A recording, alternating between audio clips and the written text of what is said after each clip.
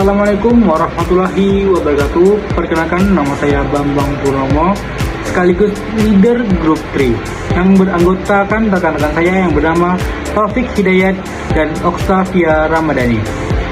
Baik, pada slide pertama ini saya membawakan tugas atau judul tugas kami, yaitu Family Influence.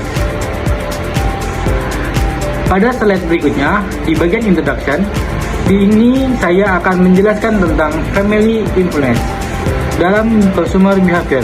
Apa itu family influence? Oke, family influence adalah pengaruh anggota keluarga terhadap perilaku konsumen dalam memilih, membeli, dan menggunakan suatu produk atau jasa. Keluarga menjadi faktor yang sangat penting karena sejak kecil kita belajar berbagai kebiasaan, nilai, dan cara mengambil keputusan dari lingkungan keluarga. Oleh karena itu, keluarga memiliki pengaruh yang besar terhadap keputusan pembelian seseorang. Baik, pada slide berikutnya, yaitu importance of family. Keluarga merupakan kelompok sosial yang paling dekat dengan individu, sehingga memiliki pengaruh yang kuat terhadap perilaku konsumen. Keluarga dapat memengaruhi gaya hidup, kebiasaan berbelanja, pilihan merek, dan cara seseorang menggunakan uang. Misalnya, orang tua biasanya menentukan makanan, pakaian, dan kebutuhan rumah tangga yang digunakan oleh seluruh anggota keluarga. Oleh karena itu, keputusan pembelian seringkali dipengaruhi oleh keluarga. Baik, pada slide berikutnya, ada jenis-jenis keluarga. Dalam consumer behavior, terhadap dua jenis keluarga yang umum. Yang pertama, nuclear family atau keluarga inti, yang terdiri dari ayah, ibu, dan anak. Yang kedua, yaitu extended family atau keluarga besar, yang meliputi kakek, nenek, paman, bibi, dan sepupu. Kedua jenis keluarga ini dapat mempengaruhi keputusan pembelian. Namun, keluarga besar biasanya lebih berpengaruh pada keputusan penting seperti membeli rumah, membeli kendaraan, atau mengadakan acara keluarga. Baik, pada slide berikutnya akan disampaikan oleh rekan saya yang bernama Taufik Hidayat dan Oktavia Ramadhani. Baiklah, sebelumnya perkenalkan, nama saya Taufik Hidayat dan saya akan melanjutkan materi tentang roles of member family. Nah, teman-teman tahu tidak bahwasanya dalam suatu keluarga mereka memiliki peran tersendiri dalam keputusan pembelian. Ada yang sebagai pengusul, pemberi pendapat, menentukan keputusan akhir, membayar, dan yang menggunakannya. Contohnya, dalam suatu keluarga terdapat seorang ayah, ibu, kakak, dan adik. Nah, si adik ini ingin membeli suatu handphone baru. Kemudian si kakak memberikan usulan atau pendapat antara handphone A dan handphone B. Kemudian si ibu bilang dan memberikan keputusan bahwasanya handphone A inilah yang cocok untuk si adik. Kemudian sang ayah sebagai donatur atau yang membayar HP tersebut. Lalu kembali lagi handphone tersebut untuk si adik untuk menggunakan handphone tersebut. Nah, inilah yang dinamakan roles of member family. Semua ini saling melengkapi satu sama lain.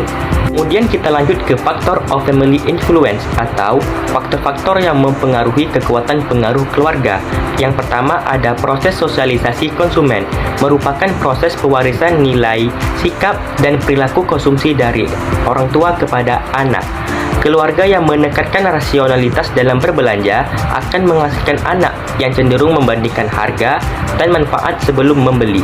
Kemudian yang kedua, ada tingkat pendapatan keluarga. Pendapatan menentukan daya beli dan fleksibilitas anggaran keluarga. Keluarga dengan pendapatan terbatas akan lebih sensitif terhadap harga, diskon, dan utilitas produk.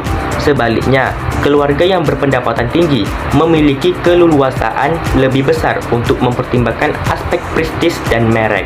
Kemudian selanjutnya yang ketiga, gaya hidup atau lifestyle. pola aktivitas, minat, dan opini keluarga akan membentuk kategori produk yang menjadi prioritas konsumsi. Keluarga dengan gaya hidup sehat akan mengalokasikan anggaran lebih besar kepada bahan makanan organik dan perlengkapan olahraga dibandingkan keluarga yang gaya hidupnya konvensional. Kemudian kita lanjut yang terakhir atau yang keempat, nilai dan budaya keluarga. Sistem nilai yang dianut keluarga seperti hemat, modern, religius, dan lain-lain akan menjadi standar evaluasi dalam memilih produk. Misalnya, keluarga menjunjung nilai kehematan, memprioritaskan daya tahan, dan efisiensi biaya jangka panjang daripada merek semata. Kemudian materi berikutnya yakni family life cycle adalah tahapan-tahapan perkembangan keluarga yang ditandai dengan perubahan struktur, status perkawinan, dan jumlah anggota.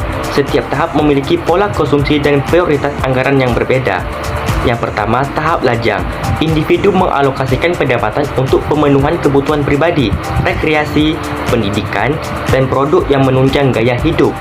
Yang kedua, pasangan baru. Fokus pengeluaran beralih pada pembentukan rumah tangga seperti pemberian perabotan, pembelian peralatan rumah tangga, dan tabungan awal. Kemudian yang ketiga ada keluarga dengan anak balita. Anggaran didominasikan untuk kebutuhan dasar seperti nutrisi anak, kesehatan, dan perlengkapan bayi.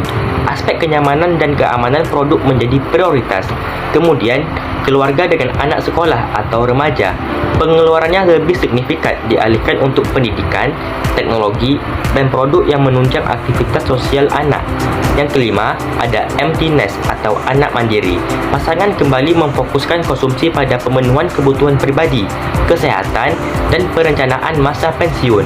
Kemudian, yang terakhir ada lansia. Prioritas utama adalah pemeliharaan kesehatan, produk dengan kemudahan penggunaan, dan pengelolaan keuangan untuk masa tua. Baiklah, saya Akstasya Ramadhani.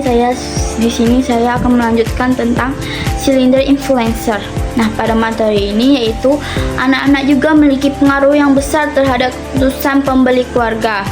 Mereka saling mempengaruhi pembeli seperti mainan, makanan ringan, permainan, dan hiburan. Hal ini karena anak-anak sering pengaruh oleh iklan, media sosial, maupun teman mereka. Nah, oleh karena itu, banyak perusahaan membuat iklan yang menarik bagi anak-anak agar produk mereka lebih mudah dipilih oleh keluarga. Yaitu lanjut slide ini yaitu marketing strategi. Nah, karena keluarga memiliki pengaruh yang terbesar terhadap perilaku konsumen, perusahaan menggunakan berbagai strategi pemasaran berbasis keluarga. Contohnya, promosi pakai keluarga, iklan yang ditampilkan keluarga cemara atau bahagia, dan diskon untuk kebutuhan rumah tangga. Strategi ini bertujuan menarik perhatian konsumen keluarga dan meningkatkan penjualan produk. Nah, itu lanjut slide terakhir yaitu conclusion. Nah, keluarga memiliki pengaruh yang sangat besar terhadap perilaku konsumen karena membentuk kebiasaan, nilai, preferensi, dan keputusan pembeli.